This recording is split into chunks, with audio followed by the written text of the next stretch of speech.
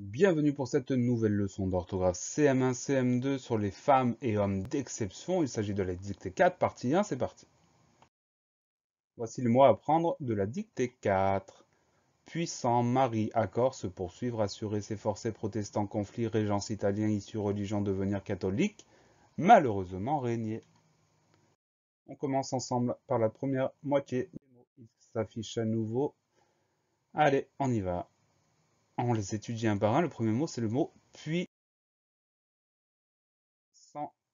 Première syllabe, puis, P-U-I. On fait bien attention à écrire le U et le I. On les entend, on pense bien à les écrire. Deuxième syllabe, sans.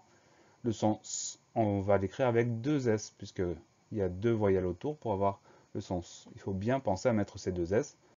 Et enfin, on finit par le son AN de la fin du mot qu'on va écrire AN. Et il y a une lettre muette, le T.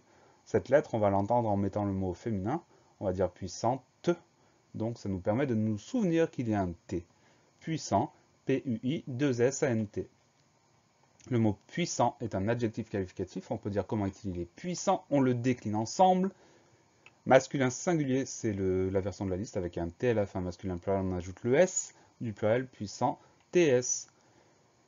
Féminin singulier, puissante, cette fois-ci, puisqu'on ajoute le E, on entend le T, puissante. Et enfin, féminin pluriel, on va ajouter le E du féminin, le S du pluriel, puissante, ES à la fin. Voilà pour le mot puissant. P-U-I, 2-S-A-N-T. Le mot suivant,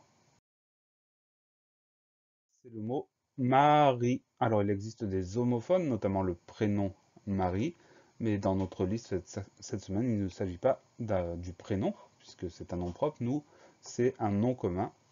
Donc, première syllabe Ma, M-A, deuxième syllabe Ri, R-I. Il n'y a pas de piège, pas de difficulté. On fait attention à ne pas se tromper avec les homophones de Marie, M-A-R-I. Le mot mari est un nom commun, c'est un nom masculin, puisqu'on dit un mari. Et pour le mettre au pluriel, on ajoute le S du pluriel des maris avec un S à la fin. Voilà pour le mot mari, M-A-R-I. Le mot suivant, c'est le mot accord. C'est un mot qu'on rencontre souvent, notamment à l'école, mais qui comporte deux petites choses, deux petites difficultés. Le premier son qu'on entend, c'est le son A, on l'écrit avec la lettre A. Ensuite, accord, on a le son K. Et le son K de accord va s'écrire avec deux C. Donc on pense bien à mettre ces deux C. Ensuite, on va trouver un O et un R qu'on entend dans le mot accord. Et par contre, il y a une lettre muette à la fin de accord, c'est le D. Le D, on va le retrouver dans le verbe accorder. Donc le verbe accorder nous permet de nous souvenir qu'il y a un D muet à la fin de accord, A2C-O-R-D.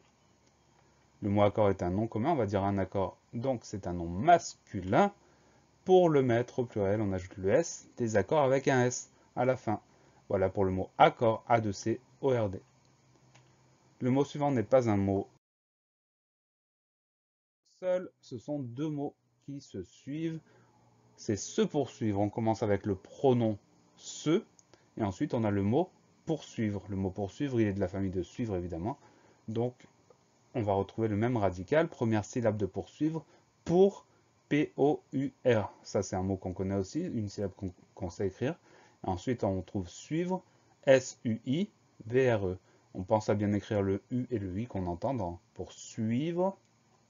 Dernière syllabe, vre, V-R-E, sans surprise. Donc on pense surtout qu'il s'agit de deux mots, un pronom et un autre mot. Se poursuivre, S-E, plus loin, P-O-U-R-S-U-I-V-R-E. Se poursuivre est un verbe avec un pronom, on appelle ça un verbe pronominal. C'est un verbe en vreux, donc troisième groupe évidemment.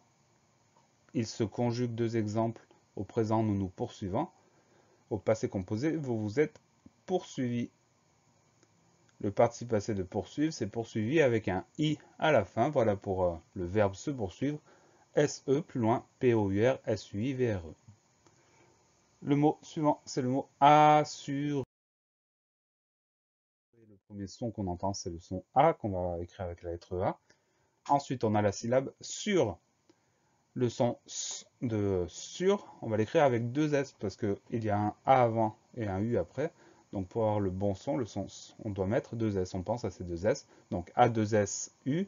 Ensuite, la fin du mot ré, on va l'écrire R-E-R. Le son S s'écrit E-R parce que ce mot-là est un verbe. Il existe l'adjectif assurer avec E accent aigu, mais là, dans notre liste, c'est le verbe assurer, donc ER à la fin, on pense à ces deux S, on pense à ce son E qui s'écrit ER, voilà, non, pas voilà, assurer, A2S, URER. Comme on vient de le voir ensemble, assurer est un verbe en verbe à l'infinitif, il appartient au premier groupe, deux exemples de conjugaison, au présent ils assurent, au passé composé, elle a assuré le participe passé, donc assurer avec E accent aigu, voilà pour le mot assurer, A2S, URER. Le mot suivant, c'est le mot. C'est pas un seul mot, encore une fois, ce sont deux mots qui se suivent. S'efforcer. Le premier mot, c'est le S apostrophe, c'est un petit pronom. Et ensuite, on va trouver le mot efforcer, qui est de la famille de force, vous l'aurez compris. Donc, efforcer. Le premier son E, on va l'écrire avec un E sans accent, puisqu'il est suivi de deux consonnes. Donc, E. Ensuite, on va bien penser à mettre ces deux F de efforcer. Donc, on entend le son F. Il faut penser néanmoins à bien mettre les deux F. Ensuite, O, R. Et la dernière syllabe C, on va écrire ça C-E-R. Le son S s'écrit avec un C et le son E s'écrit ER. Pourquoi le son E s'écrit-il ER? Parce que ce mot-là est un verbe, évidemment. Donc on pense surtout qu'il s'agit de deux mots qui se suivent, un pronom et un autre mot. Et on pense à mettre les deux F. S'efforcer, S apostrophe E, deux F, O-R-C-E-R. Comme on vient de le voir, c'est un verbe qui est précédé par un petit pronom. On appelle ça un verbe pronominal. La terminaison à l'infinitif CER, donc c'est un verbe du premier groupe. Deux exemples de conjugaison, je m'efforce au présent, elles se sont efforcées au passé composé. Le participe passé est donc efforcé avec E accent aigu. Voilà pour le verbe s'efforcer, S apostrophe, E2F, OR, CER. L'avant-dernier mot, c'est le mot protestant. Première syllabe pro, P-R-O.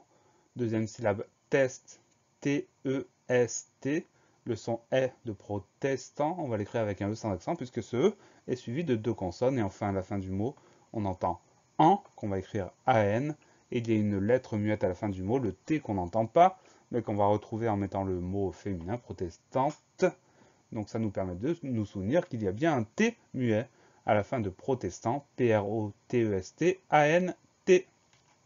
Le mot protestant est un nom commun, ça peut aussi être un adjectif qualificatif, mais nous, dans notre liste, c'est bien un nom commun. C'est un nom qui est masculin, mais il existe un féminin, donc on va tout décliner. Masculin pluriel des protestants avec un S après le T.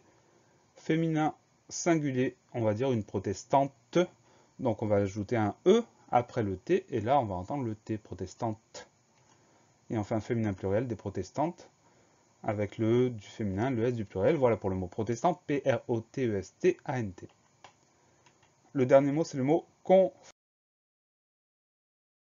Première syllabe con, C-O-N. Deuxième syllabe fli, F-L-I. T, on va trouver un T muet à la fin de conflit. Je vois pas de mots qui permettent de s'en souvenir, donc on va bien penser, on va l'imprimer dans son cerveau. Conflit, il y a bien un T muet à la fin du mot conflit, C-O-N-F-L-I-T. Le mot conflit est un nom commun, c'est un nom masculin puisqu'on dit un conflit. Pour le mettre au pluriel, on ajoute le S des conflits avec un S à la fin. Voilà pour le mot conflit, C-O-N-F-L-I-T. La leçon est finie. Pensez à réviser, pensez à vous entraîner et à bientôt sur la classe plus.